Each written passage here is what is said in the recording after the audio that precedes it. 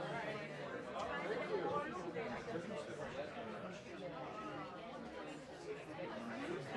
Good morning. How are you?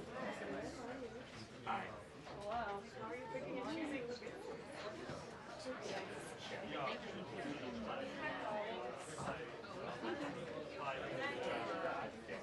Guys, I'm just gonna have to share. Thank you.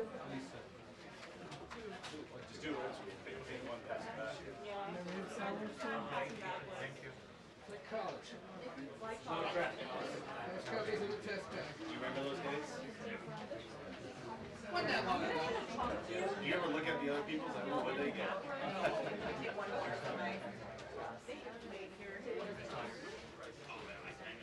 Taylor. Really? Should I just like frisbee it? And pass it to the doctor. Thank you. Potentially, it will still be up on the screen, so you go home. Hello. Yeah, they're being passed around.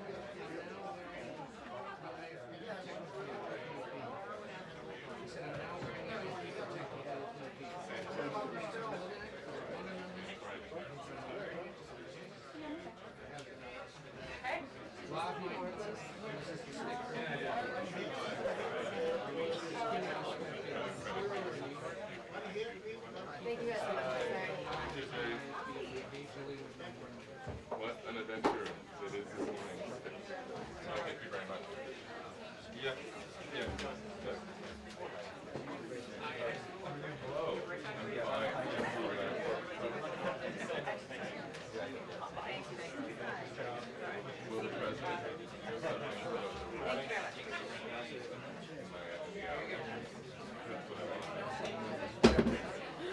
Morning. Hey, morning. Sorry, you guys, pardon me. How are you?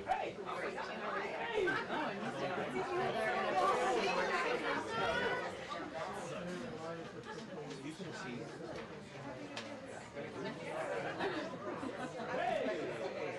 Is this Canada?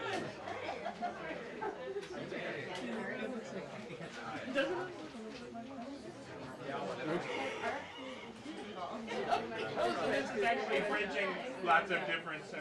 Okay. It's synergy. He had that in a large soda.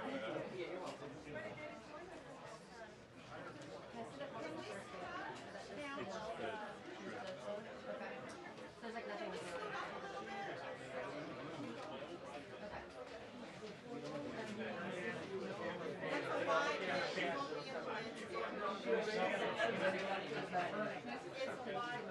It's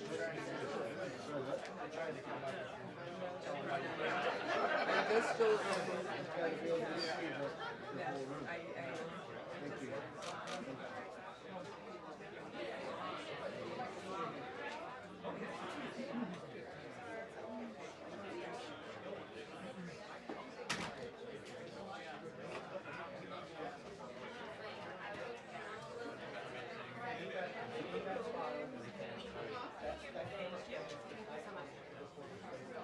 Like 10 more copies. Does anyone else need them? Pass them out. pass it back? Yeah. Thanks.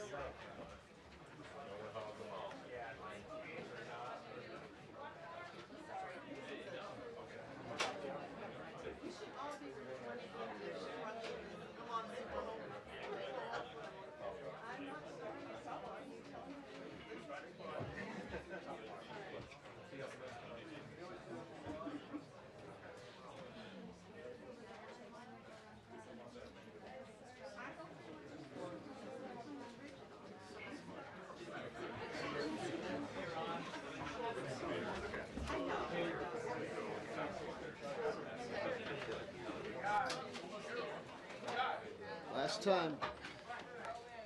What?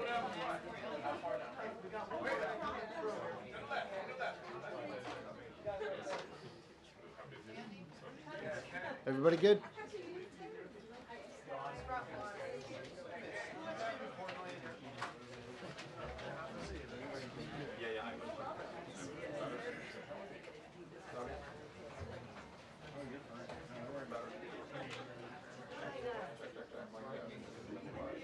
Everybody Yeah, wave. my brother, 1, 2.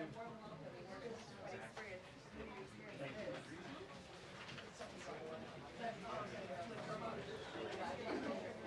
Hey Ed, how you doing this morning? You're smiling. As well. We need more joy in this world, Ed. Come on. Yeah. Do you have a preference on length?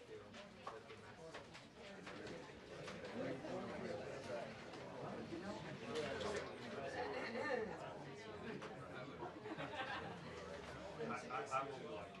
Okay, that would work. That would work. If no one will. Yeah, they will. They said they're going to be.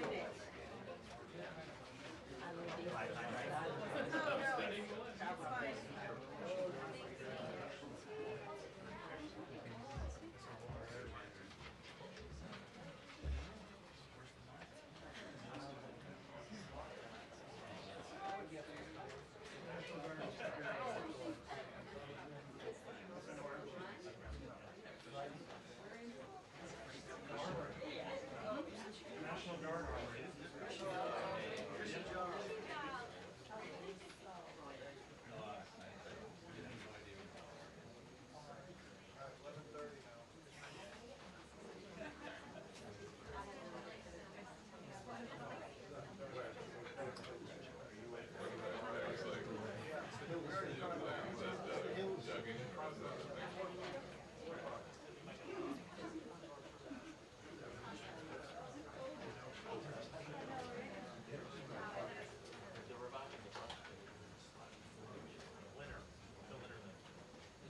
Your shoulder makes an appearance in my photo.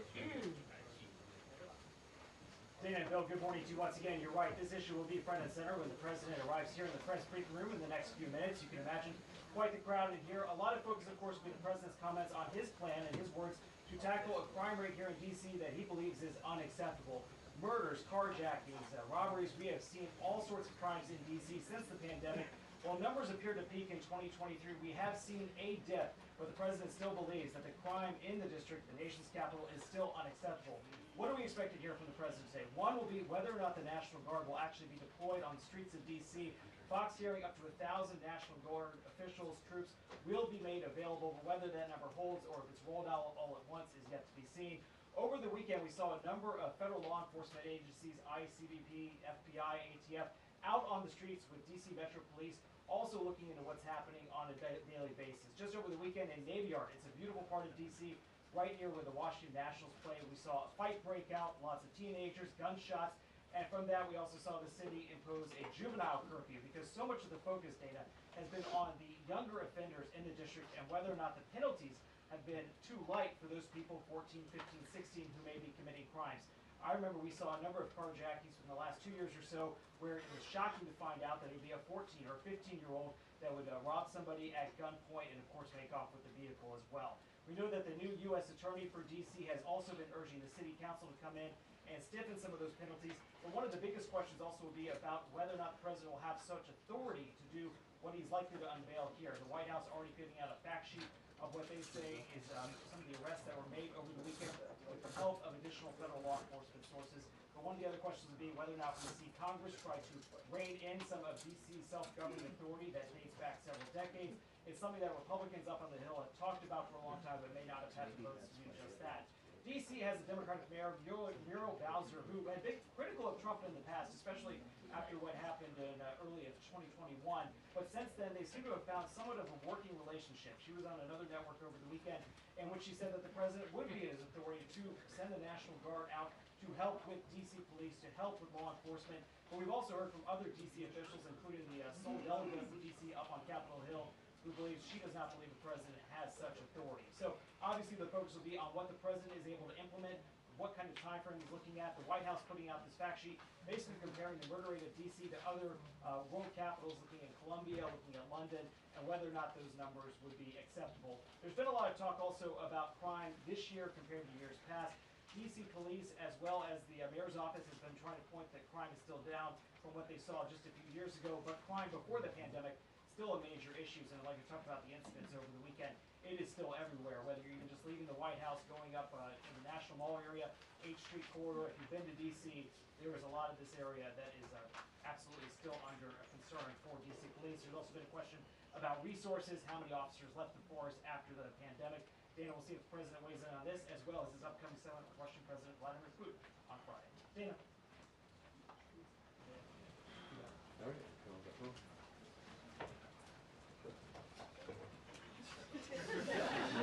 Thank you, guys.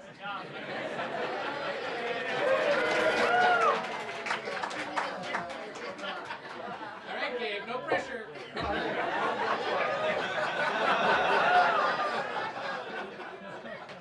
Next. Yeah, who's next? Yeah, next. Do it, Gabe.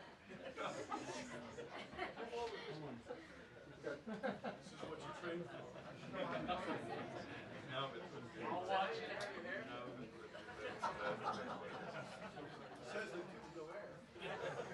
I like your tie.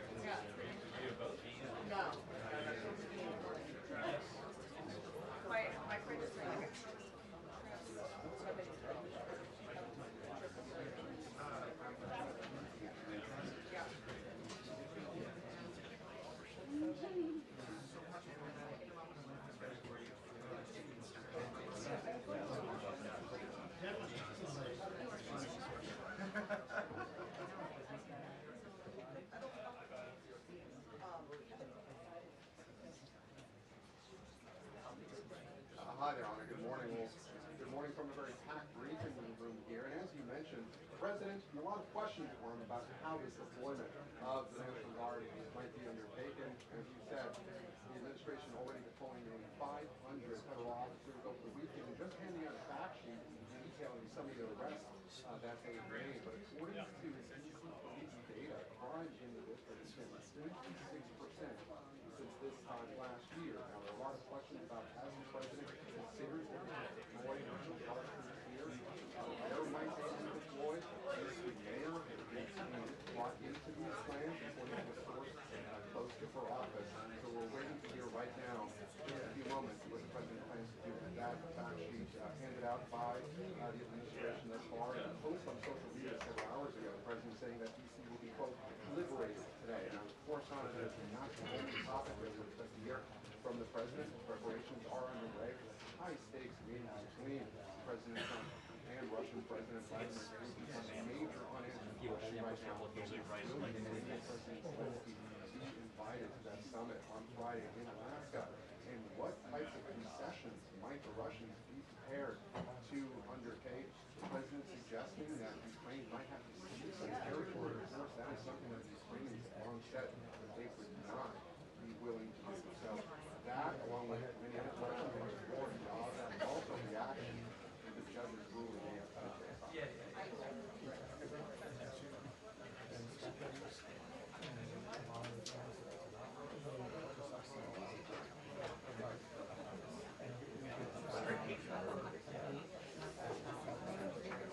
So quiet.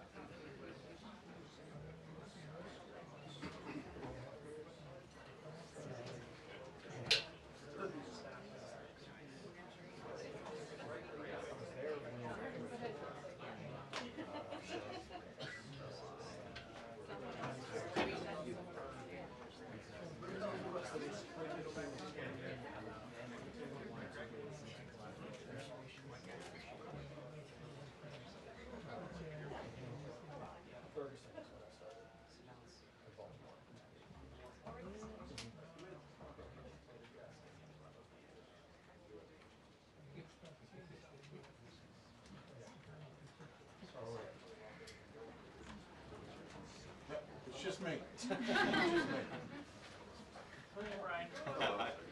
they look ready back there? Yeah. No. No. I'll get down there. The camera pan. I'm gonna be swinging to cover the whole room. I got you. I'm gonna get that. No problem. Get a seat. Yeah, I will. They're not, it's not internet right now.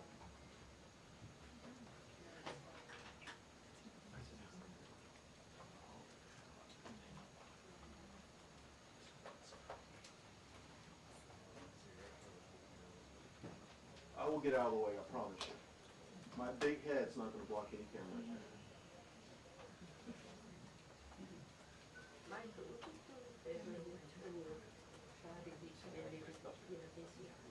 Thank you.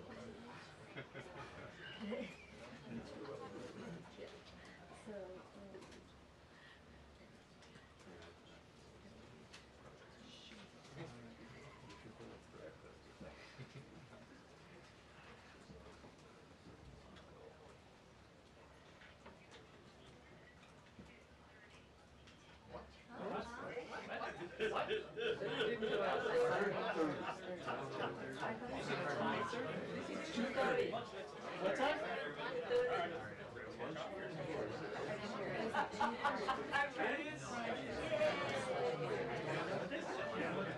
I'm gonna go out there. Man of the people.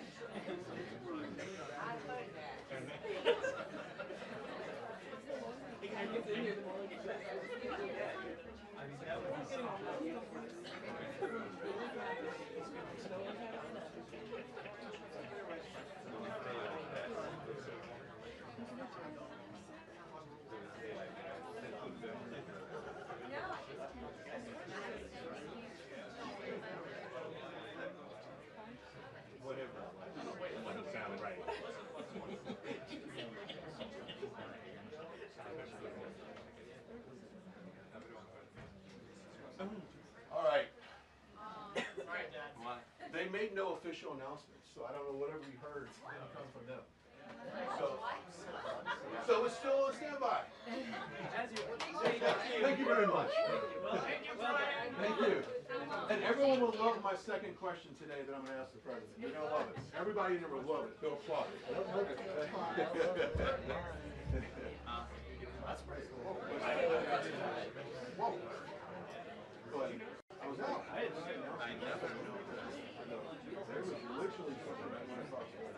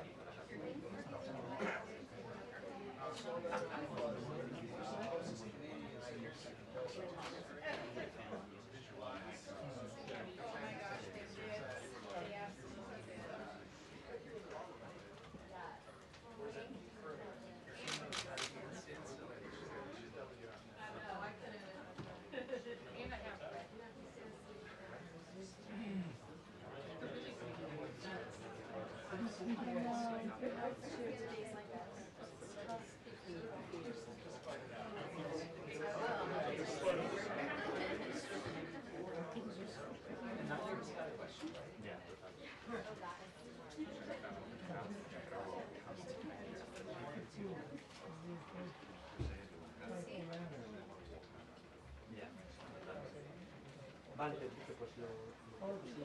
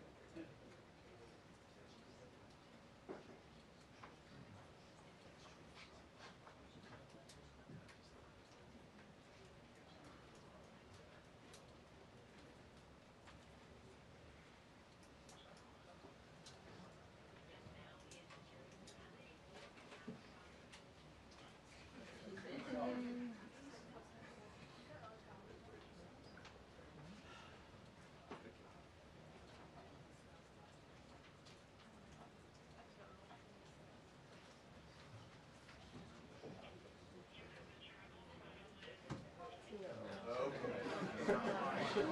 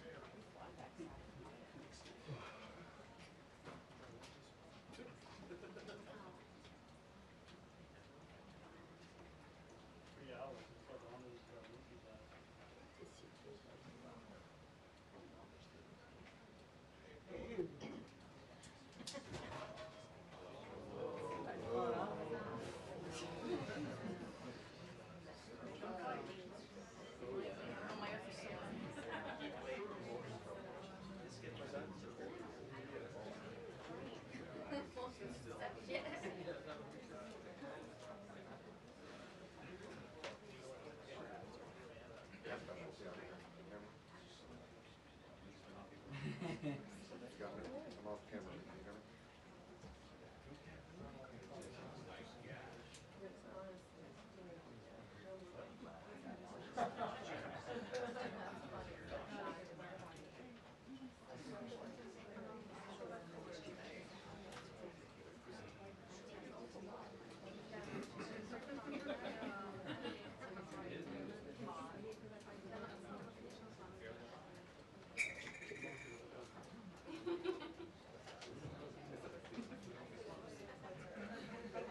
Yeah, check, mic test.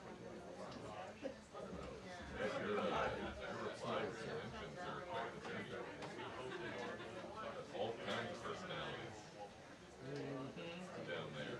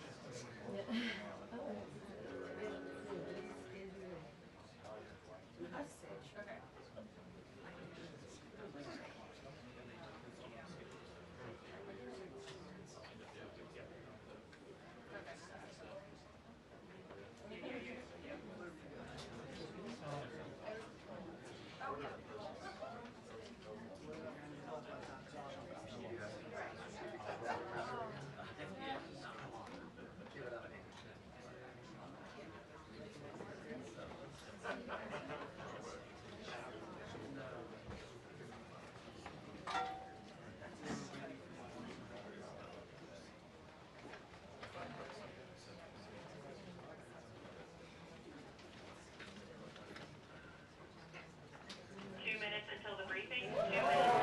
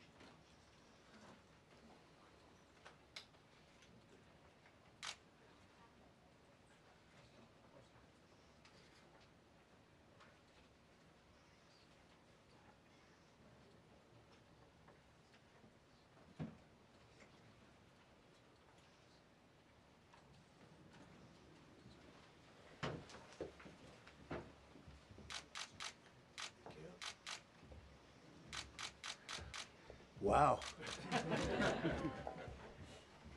I've been up here a lot. I've never seen a crowd like this. I think we need a ballroom, and that's happening. It's going to be a beautiful ballroom. This is really a lot of people, most I've ever seen in this room.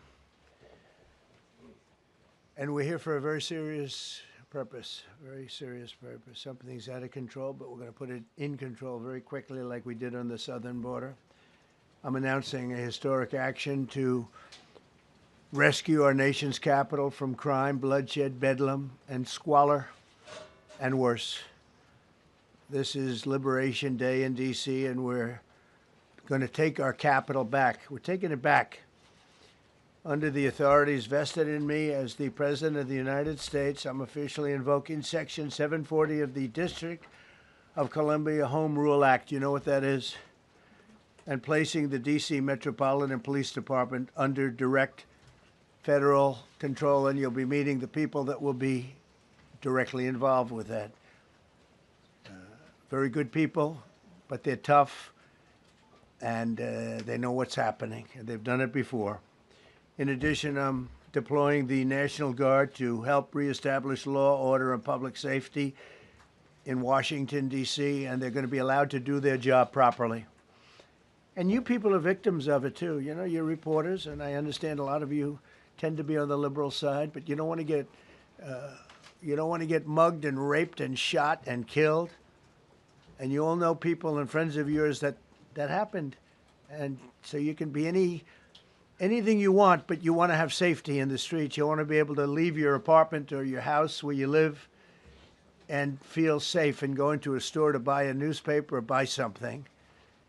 And you don't have that now. The murder rate in Washington today is higher than that of Bogota, Colombia, Mexico City, some of the places that you hear about as being the worst places on earth, much higher. This is much higher.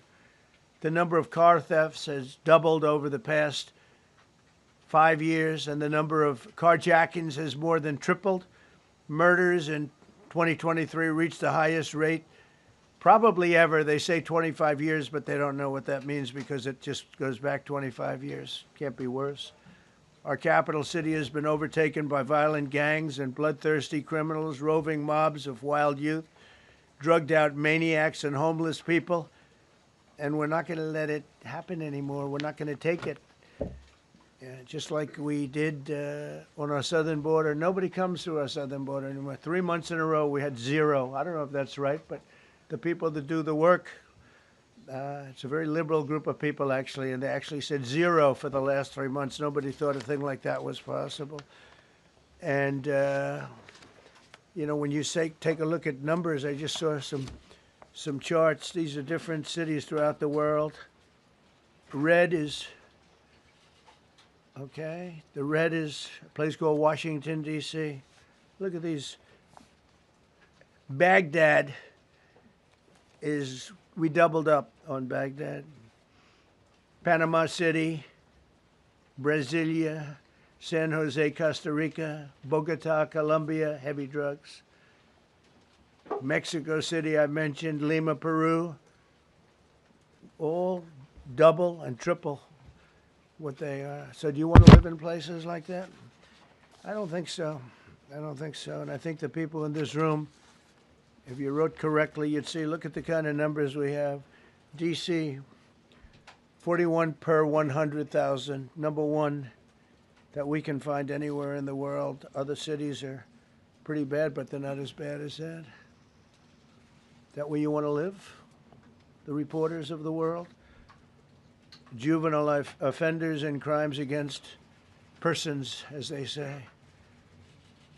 It's getting worse. Not getting better, it's getting worse. And we had a recent indication. There was a story about a man who was just left. He quit because he was asked to do phony numbers on crime. And we're going to look into that. I think Pam is going to be looking into that. But he was asked by the city, I guess, that we don't want to show the real numbers. Let me do numbers so it looks like it's going down. Not going down. And under Biden, it was a disaster. And nobody did anything about it. We're going to do things about it like you wouldn't believe. Every American has a constitutional right to be able to access and petition their government in safety, and countless federal officials and employees likewise have the right to carry out their jobs in peace without being shot. As you know, I lost a very good person a while ago, was shot waiting for his wife. He was in the car. They robbed his car. They shot him. They killed him like it was nothing to it. She was walking to the car. It's a horror show. This issue directly impacts the functioning of the federal government and is a threat to America, really. It's a threat to our country. We have other cities also that are bad, very bad. You look at Chicago, how bad it is. You look at Los Angeles, how bad it is. We have other cities that are very bad. New York has a problem. And then you have, of course, Baltimore and Oakland. We don't even mention that anymore. They're so far gone. We're not going to let it happen. We're not going to lose our cities over this. And this will go further. We're starting very strongly with D.C., and we're going to clean it up real quick, very quickly, as they say. Days ago, a former member of the DOJ staff was savagely beaten by a band of roving thugs after defending a young woman from an attempted carjacking. He was left dripping in blood. He thought he was dead with a broken nose and concussion. Can't believe that he's alive. He can't believe it. In June, a 21-year-old congressional intern was tragically killed after being hit by a stray bullet in a drive-by shooting. A former Trump administration official named Mike Gill, fantastic person, was murdered last year in cold blood in a carjacking blocks away from the White House. We all knew him. Great person. Waiting for his wife as she was walking to the car. A Democrat congressman was also carjacked at gunpoint not far from the Capitol. And in 2023, an aide to Senator Rand Paul was stabbed in the chest and head by a demented lunatic as he walked down the street, just absolutely for no reason. Horrifically, last July 4th weekend, a 3-year-old girl was shot in the head and killed while sitting in a car near the Capitol. It's becoming a situation of complete and total lawlessness. And we're getting rid of the slums, too. We have slums here. We're getting rid of them. I know it's not politically correct. You'll say, oh, so terrible. No, we're getting rid of the slums where they live. Caravans of mass youth rampage through city streets at all times of the day. There are ATVs, motorbikes. They travel pretty well. Entire neighborhoods are now under emergency curfews. Just this past weekend, gunfire went through, and you saw that, the Navy Yard. I saw it this morning. They saw that they fought back against law. See, they fight back until you knock the hell out of them, because it's the only language they understand. But they fought back against law enforcement last night. And they're not going to be fighting back long, because I've instructed them and told them whatever happens, you know, they love to spit in the face of the police as the police are standing up there in uniform. They're standing and they're screaming at them an inch away from their face. And then they start spitting in their face. And I said, you tell them, you spit and we hit. And they can hit real hard. It's a disgusting thing. I've watched that for years, for 3-4 years. I've watched them. The police are standing, and they're told, don't do anything under any search. So and you can see they want to get at it. And they're standing there, and people are spitting in their face, and they're not allowed to do anything. But now they are allowed to do whatever the hell they want. This dire public safety crisis stems directly from the abject failures of the city's local leadership. The radical left city council adopted no cash bail. By the way, every place in the country where you have no cash bail is a disaster. That's what started the problem in New York, and they don't change it. They don't want to change it. That's what started it in Chicago. I mean, bad politicians started it, bad leadership started it, but that was the one thing that's central, no cash bail. Somebody murders somebody and they're out on no cash bail before the day is out. We're going to end that in Chicago. We're going to change the statute. I spoke with Pam and Todd and everybody. We're going to change the statute, and I'm going to have to get the Republicans to vote because the Democrats are weak on crime, totally weak on crime. They don't know why. They want to stop because they get mugged too. But we're going to change no cash bail. We're going to change the statute and get rid of some of the other things. And we'll count on the Republicans in Congress and Senate to vote. We have the majority, so we'll vote. We don't have a big majority, but we've gotten everything, including the great, big, beautiful bill. Got that done, and that's one of the greatest things that's ever happened to people in this country. They're starting to figure it out, how good it is. Biggest tax cut in history. so many things. But we'll be able to get that done. So, Todd, if you and Pam can draw up things working with the people, I'll get it passed. We'll get it passed with the Republicans. Probably won't get, think of this, probably won't get one Democrat vote because they have no idea what they're doing. That's why they want men playing in women's sports. That's why they want transgender for everybody transgender.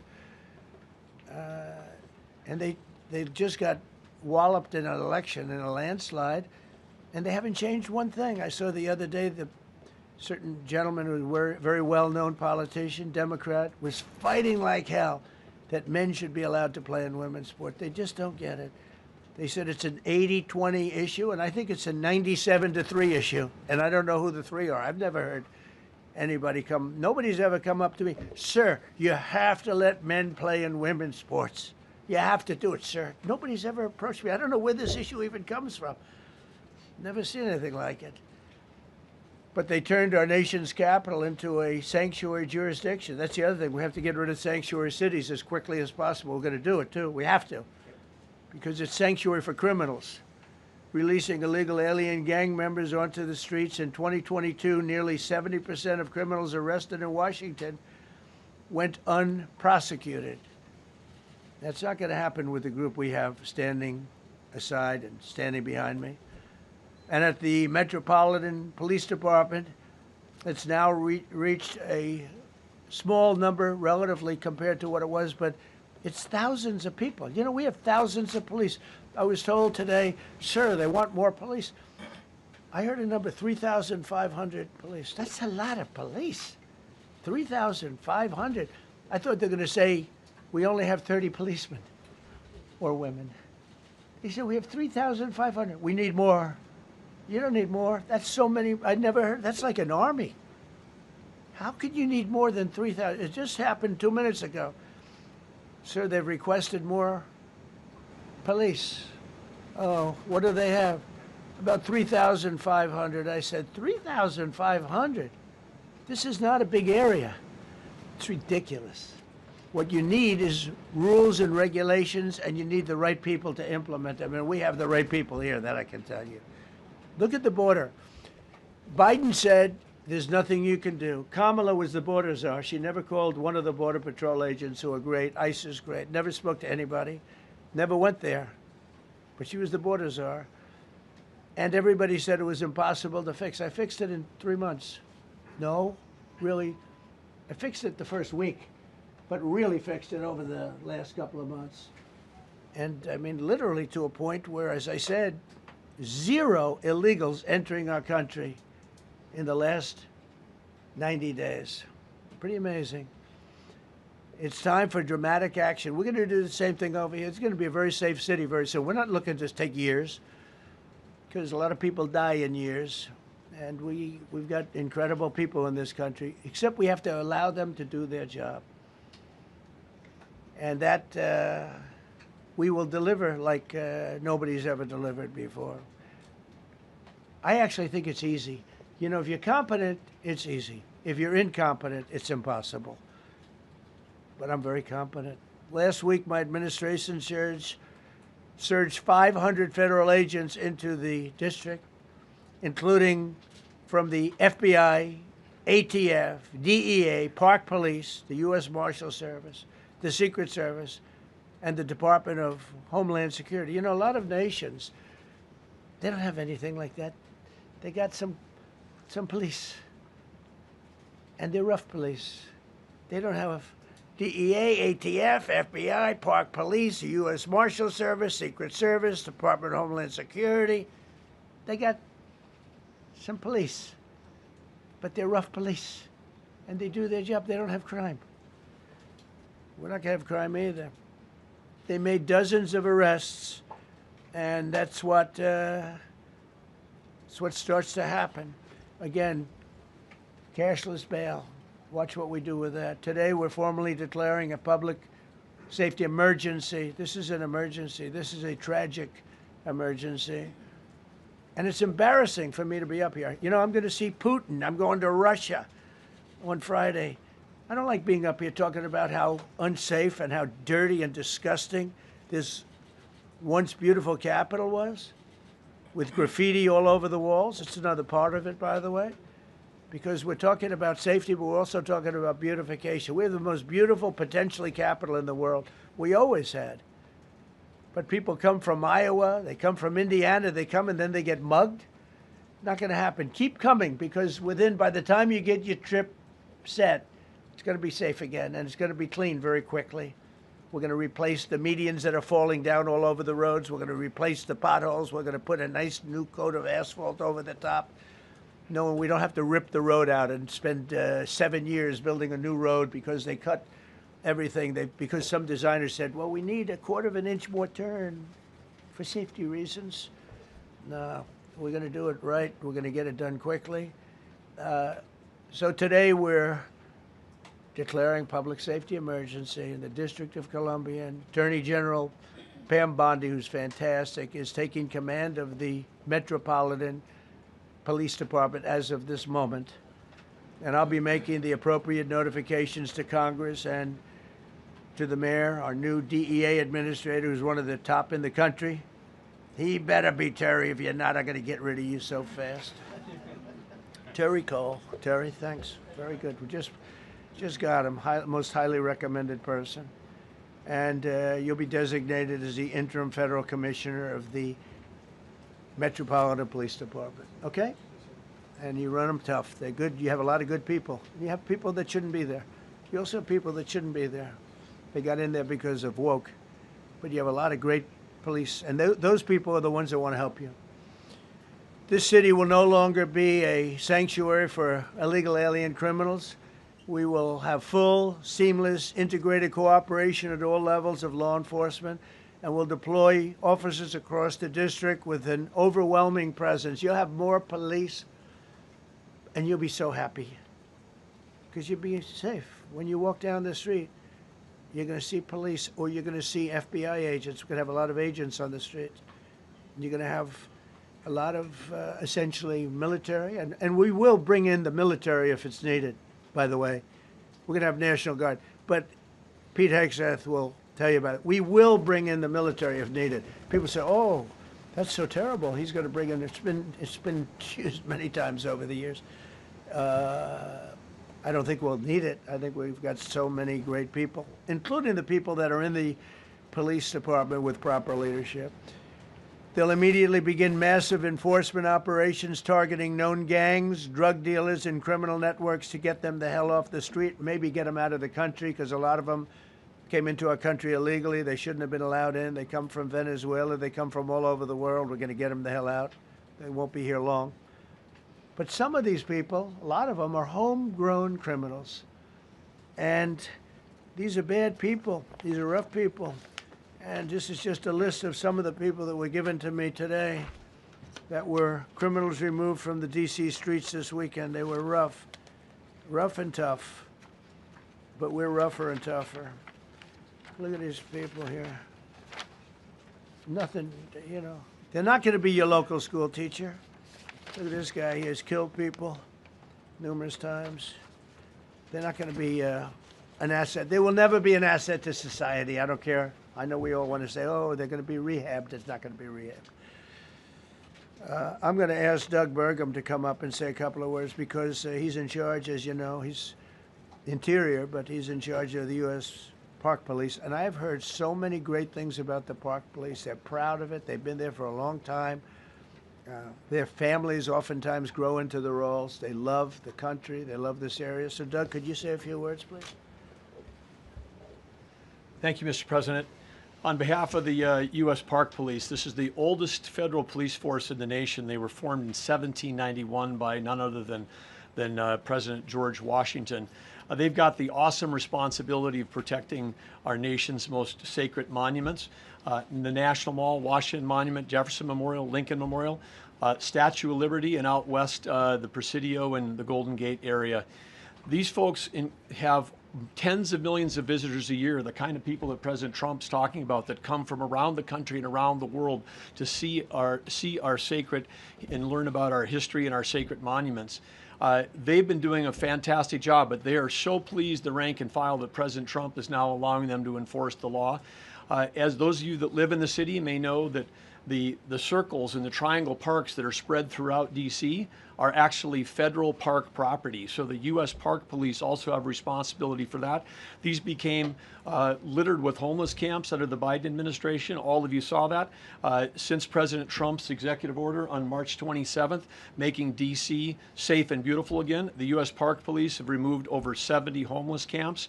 And President Trump also talked about beautification.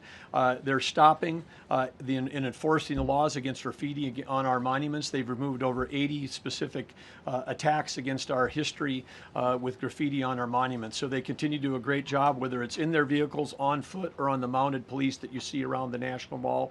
And President Trump, they thank you. The rank and file is so happy to be enforcing the law again. Thank you for your leadership. And they're excited about the announcement you're making today. Thank you. Very good. Great job you're doing. Thank you very much. Pete, could you say something about the military, if you would? Well, Mr. President, it's an honor to be here. And at your direction this morning, we've mobilized the D.C. National Guard. It'll be operationalized by the Secretary of the Army, Dan Driscoll, through the D.C. Guard. You will see them flowing into the streets of Washington in the coming week. At your direction as well, sir, there are other units we are prepared to bring in. Other National Guard units, other specialized units. They will be strong, they will be tough, and they will stand with their law enforcement partners. This is nothing new for DOD.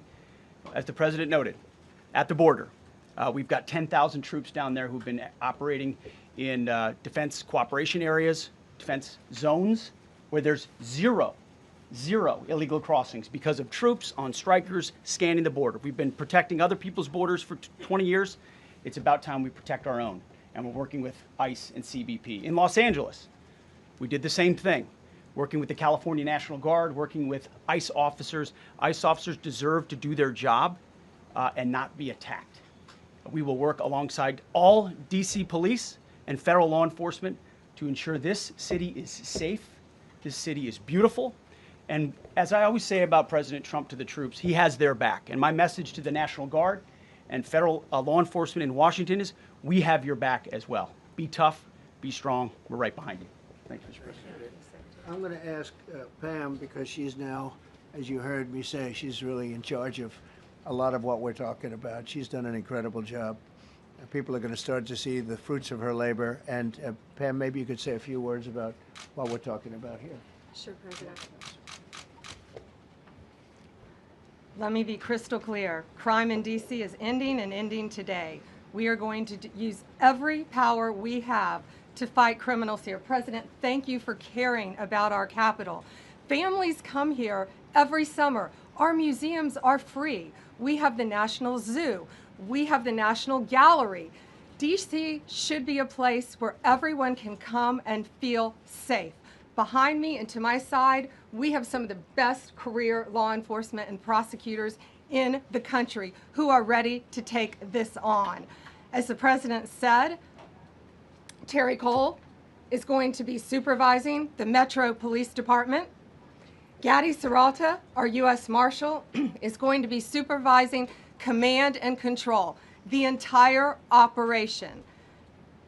Our Deputy Attorney General, Todd Blanche, and I will be working with them closely, along with our great FBI Director, Kash Patel. Kash is going to talk to you in a minute about what we did in Virginia recently with Governor Youngkin. Many of you covered that, and it was tremendously successful. Not only that, our secret weapon here in D.C. is U.S. Attorney Jeanine Pirro, one of the toughest prosecutors and a former judge, and she is going to be talking about juvenile crime, how it's out of control here, and what she's going to do to fight back. No more crime rampant in our beautiful capital.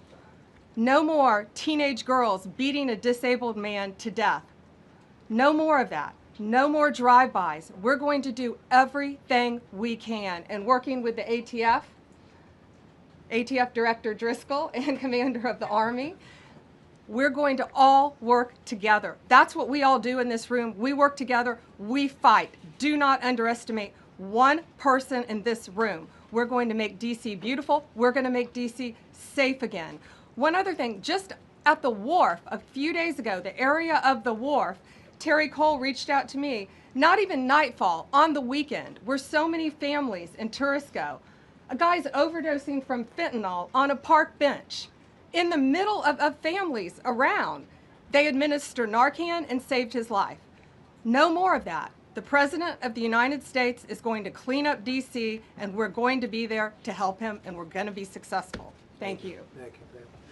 Cash, talk about Northern Virginia, if you will. Northern Virginia, we had a big success. Thank you, Mr. President. Thank you, Attorney General Bondi, for your leadership, Deputy Attorney General, and the rest of our interagency partners. Mr. President, the following is what happens when you let good cops be cops, and I just want to highlight that before I get into Northern Virginia. This year alone, under President Trump's administration, we've had over 4,000 child victims identified and found. That's a 33% increase from the same time period last year. 33% increase. We've had a seizure of 1,500 kilograms of fentanyl up to this date. That is a 25% increase since the same time period last year. And just to put it in perspective, 1,500 kilograms of fentanyl is enough to kill 115 million Americans. 115 million Americans. Cops are getting after it.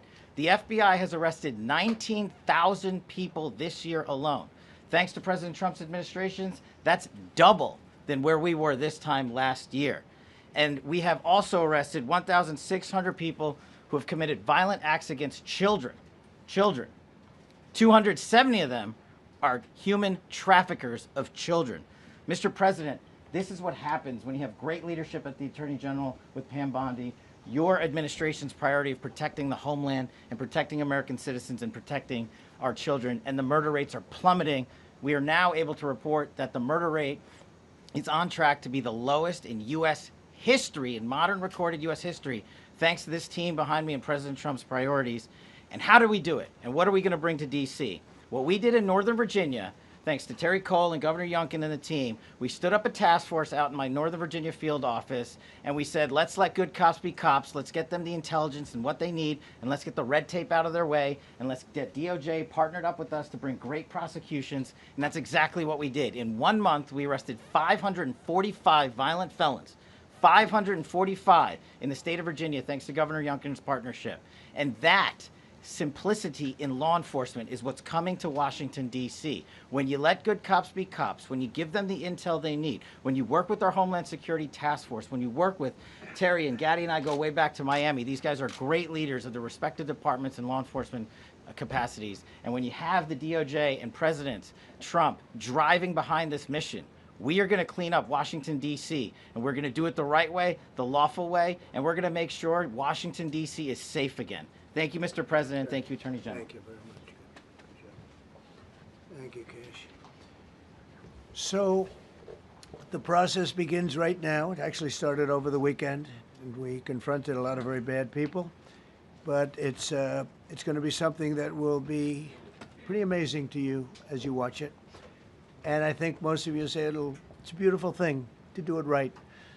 We're going to be removing homeless encampments from all over our parks, our beautiful, beautiful parks, which now a lot of people can't walk on. They're very dirty, we got a lot of problems.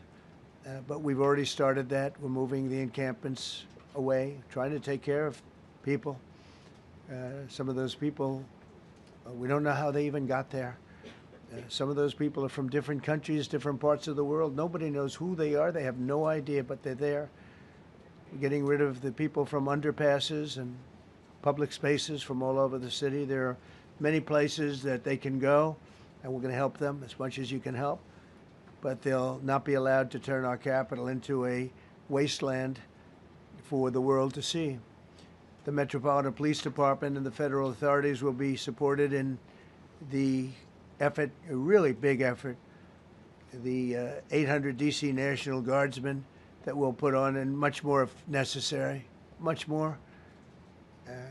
You remember I said, I offered 10,000 once. Remember I said to a certain person, who I thought always was highly overrated, not very competent, but I said, if you need them, we'll give you 10,000 of the military or the National Guard. They turned me down. But if necessary, we're going to move service members directly to joining the Guardsmen, and that'll take place very rapidly, and that'll be done in conjunction with Pam and with Pete and everybody else. Washington, D.C. should be one of the safest, cleanest, and most beautiful cities anywhere in the world. And we're going to make it that. We're going to make it safe. We're going to make it smart. We're going to make it beautiful, so beautiful. Some of the buildings, we're going to add to it. You see what we've done at the White House. White House is a whole different building. I do that in my part-time because it's a natural instinct as a real estate person. I was very good at that, and I was very good at fixing things up. I like fixing things up. You see what's happening. The marble floors are being reinstalled, renovated, fixed. The whole place is becoming very beautiful. We're going to be adding a magnificent ballroom, most beautiful ballroom, I think, anywhere. We need it. I would have certainly loved to have had it today. I think we would have filled it up. A lot of you are standing outside, can't get in this room. I have never seen the room like this, which tells me that you want to talk about, I mean, this was a D.C. news conference. It tells me that you want to talk about crime in D.C. and beautification of D.C., but I'm going to put that's easy. And I think, frankly, fixing the crime with the pros, fixing the crime is easy, too. A person who I've known for a long time, and she's been incredible. She was a fantastic, one of the best ever district attorneys in New York. She was in Westchester, and she became a judge, very successful judge. And then she went into show business because she was such a good DA and such a good judge, tough judge, but fair, always fair. Nobody ever complained about that, but she was tough. And because of that and her reputation, she went into showbiz. So a lot of people don't, they think of Janine as showbiz. Actually, showbiz was not her thing. And she did great. She was on, along with a couple of other of my friends, on the #1 show. And she did great, but this is what she loves doing. This is really her baby. What she's going to do is going to be incredible. And I'd like to speak for just a few seconds on what she has in mind, what she wants to do. We're going to be appointing some judges. We have some open spots, and we're going to take people, because the judges are letting killers out. They just say, go, that's okay, don't worry about it. So we're putting some Pam recommended, Todd recommended, some judges that are great. Janine recommended. Janine's given me 3 great candidates already. We have about 10 open spots, and we could probably create some more. We need them. Janine, would you say a few words, please? Thank you very much, Mr. President, and thank you, Madam Attorney General, and to all my partners here. We all want the same thing. We all want a safe city. We want a safe capital. We want to be able to bring our families here. We want to be able to come and enjoy the history that makes this place great. And unfortunately, we are not in that position right now. And Mr. President, I want to thank you for taking the step that we need right now to make criminals understand that they are not going to get away with it anymore. And I'm not going to stand here and go over and over the cases. But what I can tell you is this. I see too much violent crime being committed by young punks who think that they can get together in gangs and crews and beat the hell out of you or anyone else. They don't care where they are. They can be in DuPont Circle, but they know that we can't touch them. Why? Because the laws are weak. I can't touch you if you're 14, 15, 16, 17 years old and you have a gun. I convict someone of shooting another person with an illegal gun on a public bus in the chest, intent to kill. I convict him. And you know what the judge gives him? Probation. Says you should go to college. We need to go after the DC Council and their absurd laws. We need to get rid of this concept of, no cash bail. We need to recognize that the people who matter are the law-abiding citizens, and it starts today. But it's not going to end today, because the president is going to do everything we need to do to make sure that these emboldened criminals understand we see you, we're watching you, and we're going to change the law to catch you. And my final note is this. These kids understand that the jurisdiction is through the State Attorney General, Brian Schwab. I did a poster of the young man from Doge who was beaten bloody with a severe concussion, a broken nose. And then I did a poster of what happens to those kids, because I can't arrest them, I can't prosecute them. They go to family court and they get to do yoga and arts and crafts. Enough. It changes today. Thank you, Mr. President. Thank you, Jim. You're welcome. Great job. Thank you. If I could, I just signed some executive orders. I'd like to have Will please come up and we'll let the people know what we signed. Do you want to put them down? Yes, sir. Go ahead. A short while ago in the Oval Office, President Trump signed 2 crucial executive actions to deal with the emergency crime conditions we currently face in the District of Columbia. The first of these was an executive order, as President Trump said before, invoking his powers under Section 40 of the Home Rule Act to take federal control of the D.C. Metropolitan Police Department. Along with that executive order, President Trump signed the statutorily required notification letters to Mayor Bowser and to the relevant House and Senate committee leaders. The second major executive action that President Trump signed was a presidential memorandum directing the Secretary of Defense to utilize the National Guard to address the conditions we see on our streets here in D.C. It also authorized the Secretary of Defense to work with state governors to utilize their National Guard units if necessary as well. These are bold, decisive steps intended to combat the out-of-control crime conditions we've seen on D.C.'s streets for far too long, and I, for one, am deeply proud to be part of an administration that's finally coming to terms with these issues, sir. Thank you very much. Sir. Thank you. So, just to conclude, Washington, D.C. should be one of the safest, cleanest, most beautiful places anywhere in the world. It was years ago. We had one problem that was a pretty big problem. The radical left got out of control and they started trying to rip down statues. And I said, let's go pass a law real fast. We're going to do it real fast, but we were blocked by the Democrats who do not want safety. Nobody gets it. I don't get it. They don't get it because they can't get votes. I don't know how they can win an election with this, but they don't want safety.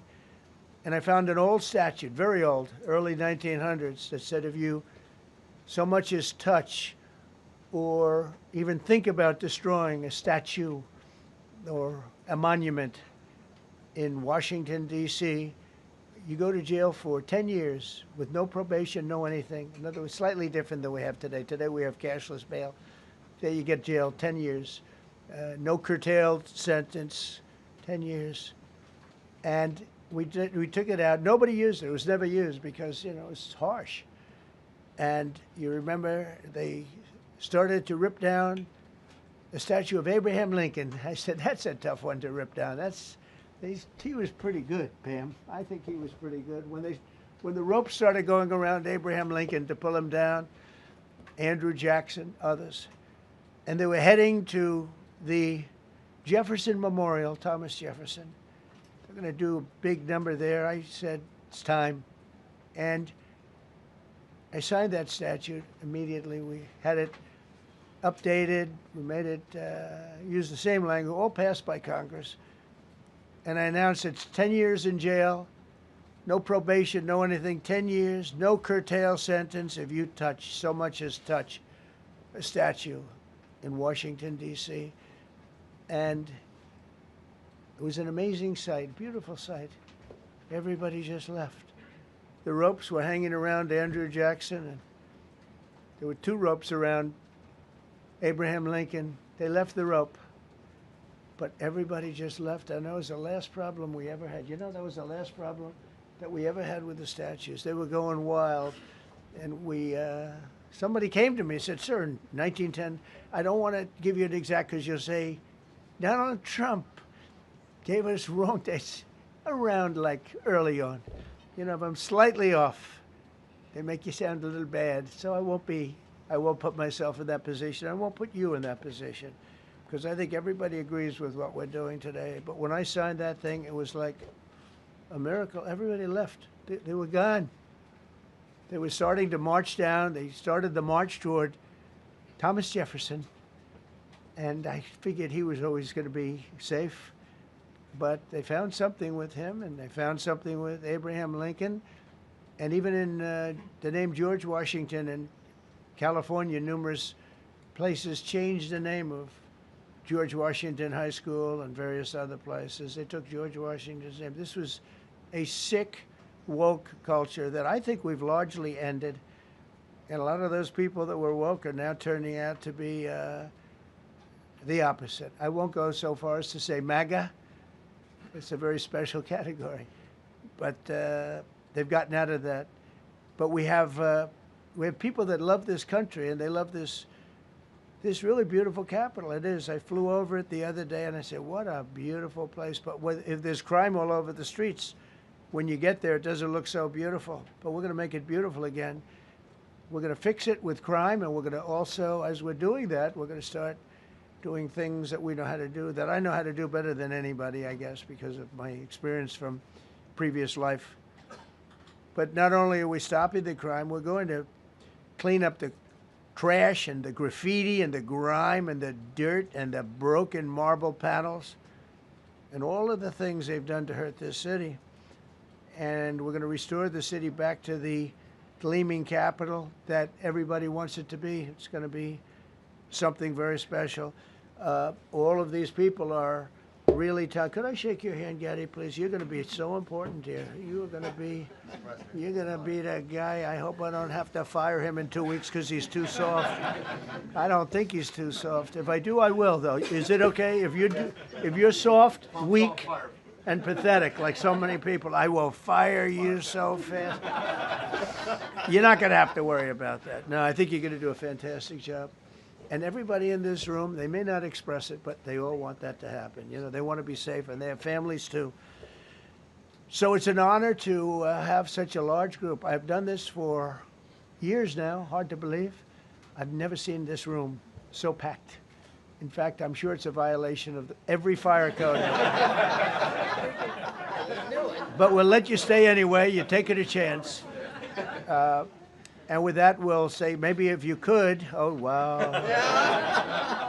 We could be here all day long. If we could keep the first questions, perhaps, to this subject, and then we'll go on to a few others. Please. Mr. President, thank you so much. Can you talk about how personal of an issue this is? You talked about flying over the Washington Monument and seeing the pride of what D.C. is, and do you believe that the status of the city, the cleanliness, the way that crime is low, is a direct reflection on how the country is run? Yeah, I do. I think the Capitol, look, everyone comes here. They're all coming.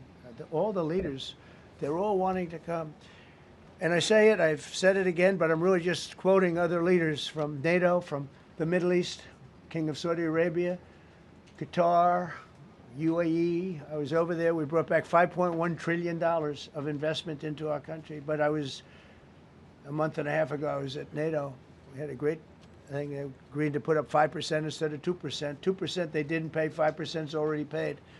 We had a great meeting, and they all said the same thing. They said our country was dead. They thought our country was gone. 1 year ago, they said your country was dead. And now you have the hottest country anywhere in the world. We do. We have the hottest country in the world right now. The tariffs have helped. It's given us not only the money, it's billions, trillions of dollars of money, but it gives us great power over enemies. We solved 5 wars with Pakistan and India. We just solved one. Azerbaijan and, as you know, and Armenia. A war was raging for 37 years. And the 2 leaders got up and they said, we never thought this would be solved. Russia tried to solve it. They all tried to solve it. It was a very tough situation, but we got it done and got it done. And I said to the 2 men, I said, are you guys friends? And they had a hard time. You know, they've been killing each other for 37 years, right? One was there 5 years, one was there for 22 years. He said, my whole life I've been fighting this war, and you got it solved. But we did many of those. We did in the Congo and Rwanda. That's been going on for 30 years. 8 to 9 million people killed that they know of, but it was raging, and we got that solved. We got a lot of them done. It's a great honor. But you want to have, when they come, the leaders come to our country to sign documents that the war is over or whatever, or for other reasons. They come for trade. And you want them to come through so beautifully. You ride down those roads, everything should be perfect. You shouldn't have medians falling down into the roadway. Median, you know, the metal things that are always, somebody had a great lobbyist, because I've never seen them look good. I've been looking at those things with the little, right? They're always broken and bad, but here they're really bad. And we're going to either put new or fix it. And it's not expensive. It's not really expensive. And we're going to fix our roads a little bit. We're going to clean up our sidewalks. You have countries where every Saturday, the people go out and they wash their sidewalks in front of their stores or their houses. They scrub their sidewalks. So we aren't quite at that level yet. I don't think, Gaddy, we're not quite there yet, but maybe we will. They go out and they scrub. I think it's so beautiful to hear that and to see those stories. But we're going to make it clean. But just to finish with your question, it's a very, very strong reflection of our country. And when they see a bad city, you know, my father always used to tell me, I had a wonderful father, very smart, and he used to say, son, when you walk into a restaurant and you see a dirty front door, don't go in, because if the front door is dirty, the kitchen's dirty also. Same thing with the Capitol. If our Capitol's dirty, our whole country is dirty, and they don't respect us. So it's a very good question, actually. Mr. President, sorry. Question for you on the specific issue. Do you expect more cities to follow DC's path if this goes through? So the idea is that Chicago, LA, San Francisco, would they expect similar action to what we've seen in DC? And the other question, sir, there's reporting that the administration is going to reclassify marijuana. Would that send mixed messages that if marijuana is okay, some drugs are okay, but we're trying to clean up crime? How do they go hand in hand? We're only looking at that. That's early, but you know, somebody reported it, which is fine. We're looking at it. Some people like it, some people hate it. Some people hate the whole concept of marijuana because if it does bad for the children, it does bad for people that are older than children. But we're looking at reclassification, and we'll make a determination over the next, I would say, over the next few weeks. And that determination hopefully will be the right one. It's a very complicated subject, you know, the subject of marijuana. I've heard great things having to do with medical, and I've had bad things having to do with just about everything else. But medical and, you know, for pain and various things, I've heard some pretty good things, but for other things, I've heard some pretty bad things. The other part of your question, I mean, we're just going to see what happens with it all. You're going to have, we're going to have a tremendous success in what we're doing. Other cities are hopefully watching this. They're all watching, just like everyone's watching here. They're all watching, and maybe they'll clean up, and maybe they'll do this and get rid of the cashless bail thing and all of the things that caused the problem. I mean, if you go back, this whole thing with cashless bail is a disaster. So many problems came that we never had before.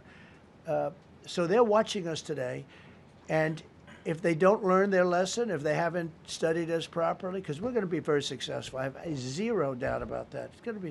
It's a question of will it be really fast, like the border. You know, everyone said, they used to say, Biden used to say, I need legislation. I didn't get any legislation. I called up our people, and we did a great job. Tom Homan was great. As you know, our secretary did a great job. They did a great job. There's no games. They didn't play games. And we're going to have the same thing here. But then I'm going to look at New York in a little while. Let's do this. Let's do this together. Let's see. It's going to go pretty quickly. And if we need to, we're going to do the same thing in Chicago, which is a disaster. We have a mayor there who's totally incompetent. He's an incompetent man. And we have an incompetent governor there. Pritzker's an incompetent. His family threw him out of the business, and he ran for governor. And now I understand he wants to be president. But I noticed he lost a little weight, so maybe he has a chance. You know, you never know what happens. But Pritzker's a gross incompetent guy, thrown out of the family business. But when I look at Chicago and I look at L.A., if we didn't go to L.A. 3 months ago, L.A. would be burning like the part that didn't burn. If he would have allowed the water to come down, which I told him about in my first term, I said, you're going to have problems. Let it come down. We actually sent in our military to have the water come down into L.A. They still didn't want it to come down after the fires. But that was it. We have it coming down. But hopefully L.A. is watching. That mayor also. The city's burning. They lost like 25,000 homes. I went there the day after the fire. You were there. And I saw people standing in front of a burned down home. It was, their homes were incinerated. They weren't like, even the steel was literally, it was all warped and literally disintegrated because of the winds and the flame and the whole thing, like a blowtorch. They were standing on this beautiful day, maybe a couple of days after. We gave it a little time because what they had suffered. Almost 25,000 homes. And you see what's happening now. They didn't give their permits. I went to a town hall meeting. I said, we're going to get you the federal permits, which are much harder. Almost immediately, Lee Zeldin is a star. He did an incredible job. They have all their federal permits. They don't have their city permits. And the mayor said to me, we think we could have them in 2 years. I was walking down the street, and I met with firemen and police. And I was saying hello to many people that were standing in front of their homes with yellow tape. You can't go in. You can't go onto the lot. And those people wanted to start rebuilding their homes then and there. And the mayor said, we should be able to get them the permits within 2 years. I said, that's a shame. 2 years? Are you kidding? I'm going to get them the federal permit like almost immediately, 2 years. And she roared back, well, maybe 1 year. The place was booing her out of the place. They don't have their permits to build their homes. And now they're talking about putting, this is among the most beautiful areas in the country. Now they're talking about putting low-income housing there. Can you believe this?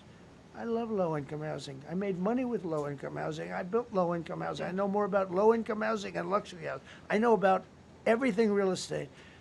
They want to replace some of those homes with low-income housing. They haven't gotten their permits yet.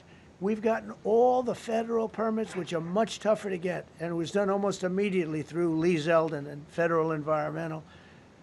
And I watched the other day, those people are angry. And now, you know, they had tremendous, they loved that area. They loved the whole big area, different places, but they loved it. It was all luxury stuff and beautiful stuff. And some wasn't that luxury, but the level of love for that neighborhood, their neighborhoods, was incredible. And you know what? I watched people on television, they want to go, they want to leave. They've lost their spirit, they've lost their heart, because the mayor's incompetent. And Gavin Newsom is incompetent. He's got a good line of bullshit, but that's about it. He's incompetent. And you have Los Angeles is, you know, it's amazing. You know, I called, the first thing I did, I got the Olympics to go there. I was the one that got it. And by a rare thing that happened, I'll be the president. I was very upset because I got the Olympics there, and I said, I won't be president when it comes. But bad things happened, and illegal things happened, really illegal things happened. Now it turns out one good thing was I'm going to be the president for the Olympics for 2050, for 250, which is going to be fantastic, and also for the World Cup. So we have a lot of good things, and I hope 250 is going to be, the 250th anniversary is going to be the best. But when I looked at those people, and I saw last night on television that they still don't have their permits, it's a disgrace what's happened in Los Angeles. Yeah, thank you. The China tariff deadline is tonight. Do you plan to extend that? We'll see what happens. China's been, we've been dealing very nicely with China, as you probably have heard. They have tremendous tariffs that they're paying to the United States of America. And we'll see what happens. They've been dealing quite nicely. The relationship is very good with President Xi and myself. President, you mentioned your upcoming meeting with President Putin. Can you tell us what you hope to get out of that and whether you'll consider inviting President Zelensky to join? So you have to understand, this is a war that should have never happened. This is a war that wouldn't have happened if I were president. It would have never happened. It was the apple of his eye. I got along very well with President Putin. But if you look, under President Bush, they took a lot of territory. Under President Obama, they took a lot of territory. Under Biden, they essentially took the whole thing. You know, it's just a question of time. Under Trump, you know what they took? Nothing, nothing. I was the one that said, you can't build your pipeline. That was half built. I came in, I stopped the pipeline. It's called Nord Stream 2. Nobody knows that, you know. Nobody ever heard of Nord Stream 2. You might have not even heard it. Biggest pipeline in the world. I stopped it. I was not a friend of Russia, but I got along well with Putin. It's always good to get along with other countries if possible, but that doesn't mean you roll over like Biden did. Biden came in and he immediately approved the pipeline. I couldn't believe it. Then they say Trump wasn't tough on Russia. I wasn't tough. I was the toughest. Putin said, if you're not tough, I would hate like hell to see you. I stopped The biggest economic development job, the biggest job that Russia had ever built, I stopped it. It was dead. And this low IQ president came in and he let them build a pipeline and supply oil and gas all over Europe, you know. So this is really a feel-out meeting a little bit.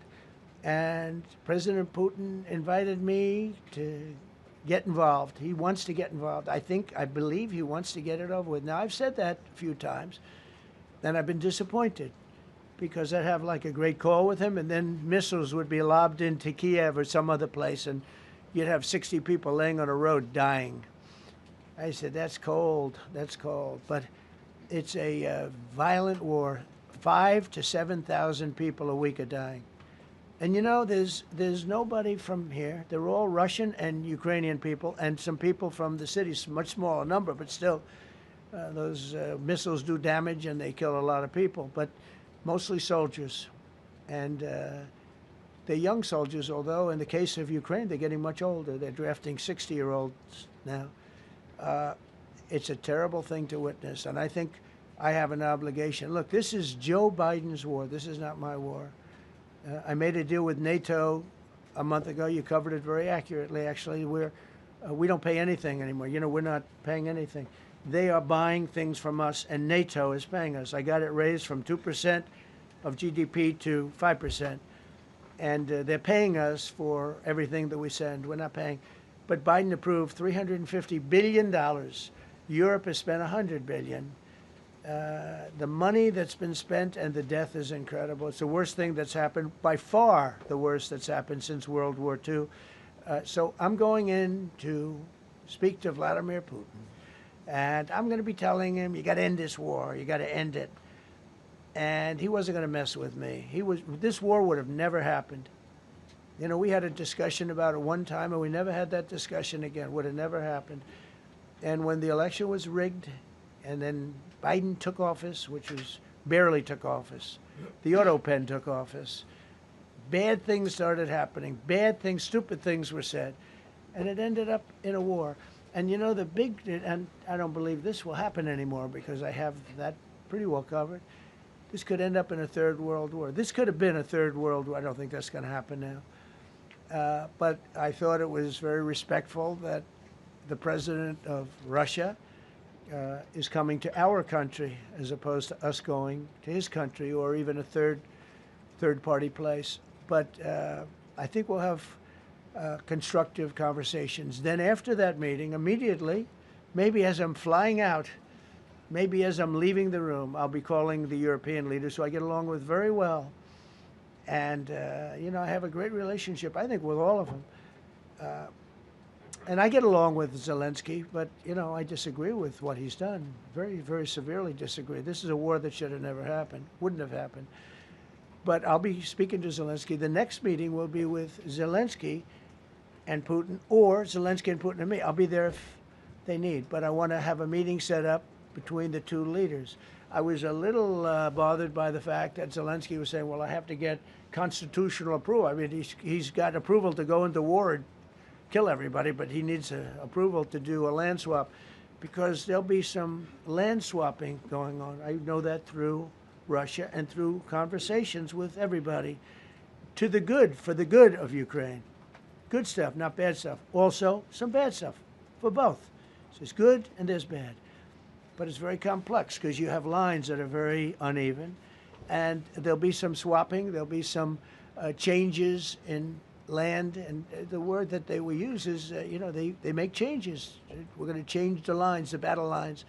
Russia's occupied a big portion of Ukraine. They've occupied some very prime territory. We're going to try and get some of that territory back for Ukraine. But they've taken some very prime territory. They've taken largely ocean, you know, in real estate we call it oceanfront property. That's always the most valuable property. If you're in a lake, a river, or an ocean, it's always the best property. Well, Ukraine, a lot of people don't know that Ukraine was largely 1,000 miles of ocean. That's gone. Other than one small area, Odessa, it's a small area. There's just a little bit of water left. So I'm going to go and see the parameters. Now, I may leave and say, good luck, and that'll be the end. I may say this is not going to be settled. I mean, there are those that believe that Putin wanted all of Ukraine. I happen to be one of them, by the way. I think if it weren't for me, he would not be even talking to anybody else right now. But I'm going to meet with him. We're going to see what the parameters are. I'm then going to call up President Zelensky and the European leaders right after the meeting, yeah. And I'm going to tell them what kind of a deal. I'm not going to make a deal. It's not up to me to make a deal. I think a deal should be made for both. I think Russia has to get back into building their country. It's a massive country. I think they have 11 time zones, if you can believe it. It's a massive, it's by far, from the standpoint of land, it's by far the largest.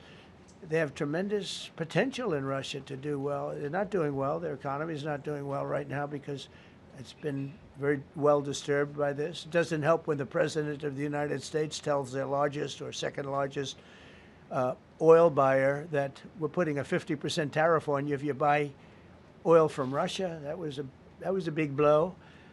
And then they say, gee, he wasn't so tough. Nobody else would have done that. And I haven't stopped there. I mean, look, I was all set to do things far bigger than that, but I got a call that they'd like to meet, and I'm going to see what they want to meet about. I'd like to see a ceasefire. I'd like to see the best deal that could be made for both parties. You know, it takes two to tango, right? So ultimately, I'll have a meeting next week. I had a great relationship with him, considering the fact that, you know, I was not nice to him because of the pipeline.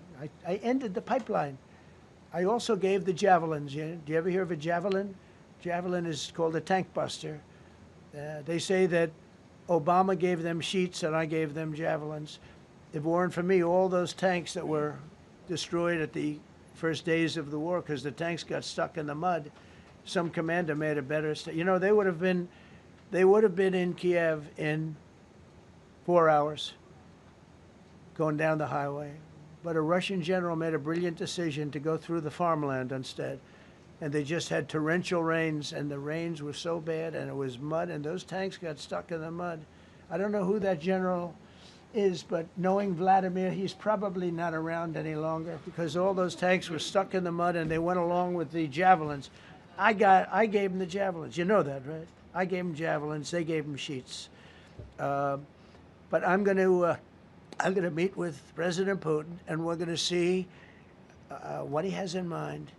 And if it's a fair deal, I'll reveal it to the European Union leaders and to the NATO leaders and also to President Zelensky. I think out of respect, I'll call him first. And then I'll call them after. And I may say, lots of luck, keep fighting. Or I may say, we can make a deal. If not, I will tell you this. I've seen a poll coming out of Ukraine. 88% of the people would like to see a deal made. And if you go back 3 years, everybody was gung-ho for war. You know, everybody's gung-ho for war until you have it. It's an amazing thing. I had it with a couple of countries where I couldn't get a deal done with one particular country. And I just couldn't. The guy's great. He's a friend of mine. Great. Good leader. Tough as hell. I couldn't get the deal done. And then he went into war for a short period of time. You know where I'm talking about. First term. And it was nasty. Guys being killed all over the place.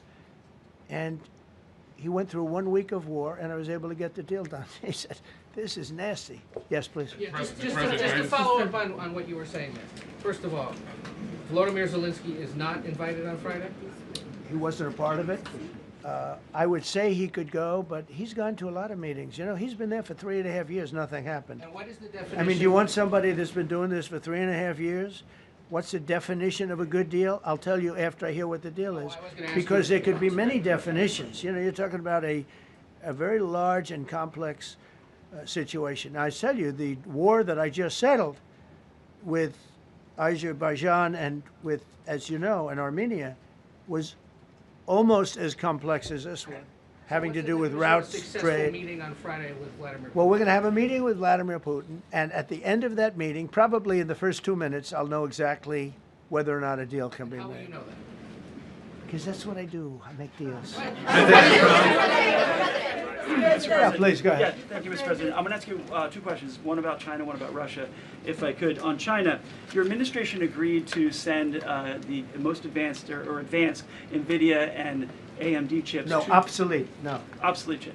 Well, and then 15% of the You profits mean the come back. 20s? No. This is an old chip that China already has. And I deal with Jensen, who's a great guy, and NVIDIA. The chip that we're talking about, the H20, it's an old chip. China already has it in a different form, different name, but they have it. Or they have a combination of two will make up for it and even then some. Now Jensen's a very brilliant guy, and Jensen also has a new chip, the Blackwell. Do you know what the Blackwell is? The Blackwell is super duper advanced. I wouldn't make a deal with that, although it's possible I'd make a deal, a somewhat enhanced in a negative way Blackwell. In other words, take 30% to 50% off of it. But that's the latest and the greatest in the world. Nobody has it. They won't have it for 5 years. But the H20 is obsolete. You know, it's one of those things. But it still has a market. So I said, listen, I want 20% if I'm going to approve this for you, for the country, for our country, for the U.S. I don't want it myself. You know, every time I say like 747, I want, yeah, for the Air Force. So I just wanted, so when I say I want 20, I want for the country. I only care about the country. I don't care about myself. And he said, would you make it 15? So we negotiate a little deal. So he's selling a essentially old chip that Huawei has a similar chip, a chip that does the same thing. And I said, good, if I'm going to give it to you, because they have a, they have a stopper, what we call a stopper, not allowed to do it. It's really known as a restrictive covenant. And I said, if I'm going to do that, I want you to pay us as a country something, because I'm giving you a release. I released them only from the H20. Now, on the Blackwell, I think he's coming to see me again about that. But that will be a unenhanced version of the big one. Like, I don't know if you know it, we will sometimes sell fighter jets to a country and we'll give them 20% less than we have. You know what I mean, right? That's the same. So on Russia, do you see a time, Mr. President, when there could be normal trade between the U.S. and Russia? Should your meeting go well, should there be peace? I do, yeah. Russia has a very valuable piece of land. If Vladimir Putin would go toward business instead of toward war, you know, it's a warring nation. That's what they do. They fight a lot of wars. A friend of mine said Russia's tough because they just keep on fighting. They beat Hitler, so did we. And they beat Napoleon. You know, they've been doing this for a long time. I asked a question to a very, very smart man that some people like and some people don't like. Viktor Orban, right? From Hungary, the head of Hungary. And he's in that same area and knows the two countries very well. I said, this was before Biden didn't do anything to get us out of it. He could have gotten us out of that. It would have never happened. I said, so can Russia be beaten by Ukraine? He looked at me like, what a stupid question. He said, Russia's a massive country, and they win their country, and they win their life through wars. They fight wars. That's what they do. He said, China beats you with trade. Russia beats you with war. That was a very interesting statement. China's not beating us with trade, not when I'm in charge. But they were beating Biden with trade, but they never beat us with trade. Don't forget, China had to pay $400 billion worth of tariffs when I was last time. That was last time.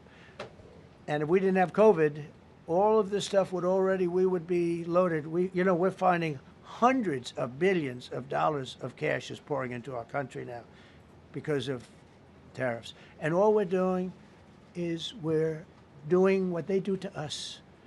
It's so beautiful to see it. They found last month, as you saw, $25 billion of excess cash flow. They're saying, where did it come from? I said, I'll tell you where it came from. It came from a place called tariffs, and we're doing very well. We're really doing well. But I expect to have a meeting with Putin that I think it'll be good, but it might be bad. And I'm here for one reason. to get rid of a war that somebody else started. Should have never happened. And if I could end it, great. Complex war, a lot of bad blood, But Zelensky's been there for 3.5 years. So if you put him in a room, now I will say this, ultimately I'm going to put the two of them in a room. I'll be there or won't be there. And I think it'll get solved. Yeah, please be happy. Thank you, Mr. President. Excuse me, I'm going to suggest, because do you have any other questions on DC? Because I don't want them to be. Wait.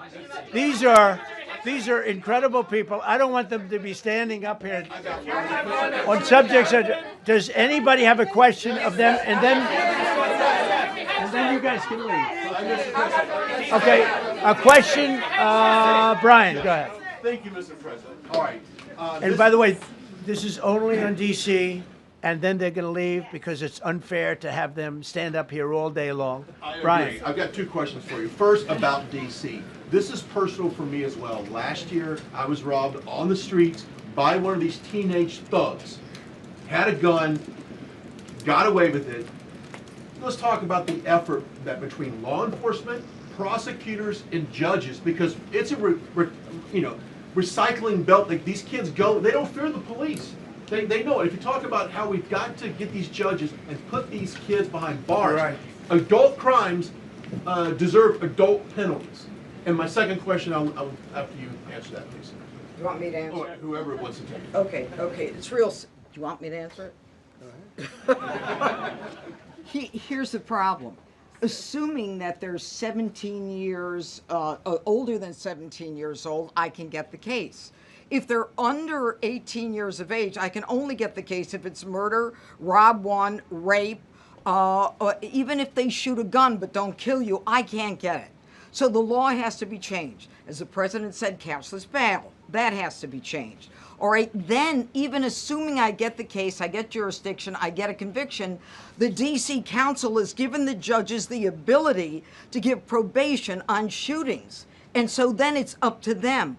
All of these things, the Youth Rehabilitation Incarceration Reduction Act, and now they want to seal records. So if we work hard, we get a conviction, they want to wipe it out. So that needs all to be changed. Okay, Mr. Question. Pam, would you answer that also?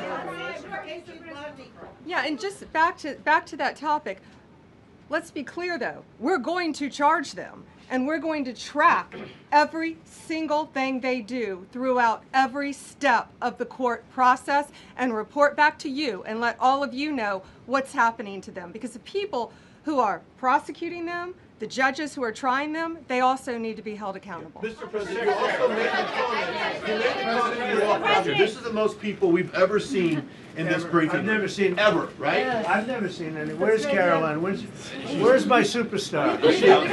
Caroline. Is Caroline in the back? Where's Caroline? Come here, Caroline.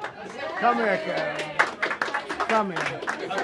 Is she doing a good job, by the way? Come here, Caroline. Is this the largest crowd that you've ever seen? This is definitely the most packed briefing, and I think all of you would agree. I think it's why we need to build a ballroom. Mr. President, I have a better idea. All right, Brian, go ahead. My question is this. You're building the big, beautiful ballroom. Yeah. Could we build a big, beautiful briefing room, updated technology, No. more seats? I don't want to do that. I don't want you to be comfortable. So no, I don't want to make life comfortable. So look. Let's just do this. Let's do this. It's going to be a big thing. We're going to Russia. That's going to be a big deal. What happens, happens. I'll let you know what happens. You'll be the first to know. I'll be calling the European leaders. I'm going with totally. I mean, we have a lot of talks. They're great people. They're great leaders, actually, and they want to get back. Honestly, as one of them said, I've OD'd on trying to settle Ukraine. They've OD'd, meaning they've overdosed on the settlement of Ukraine.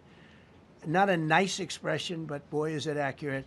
They're tired of it. They want to get back to spending money on their countries. You know, Biden gave them $350 billion.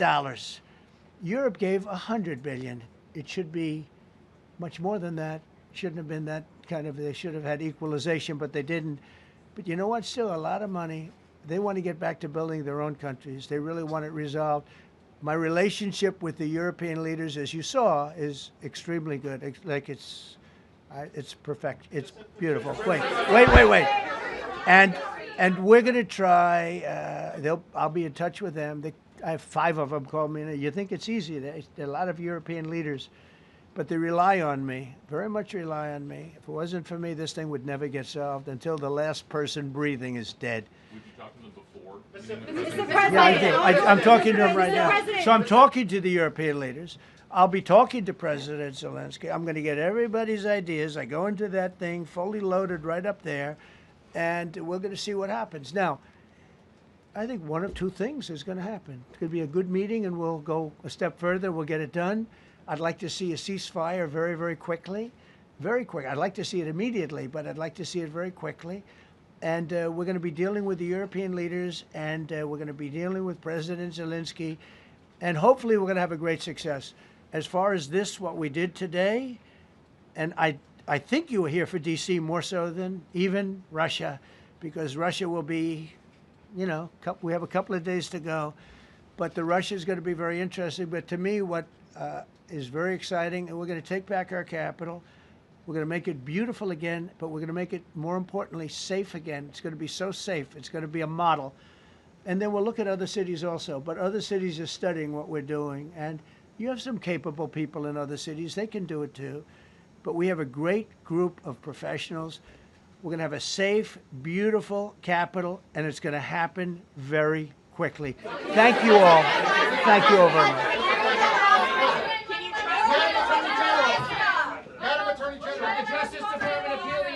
Decision today, Mr. President? How long will the takeover of DC police last? We'll see you guys tomorrow. We'll have another briefing. We'll see the National Guard on their streets. All of them. Will we get more prisons out of this, sir?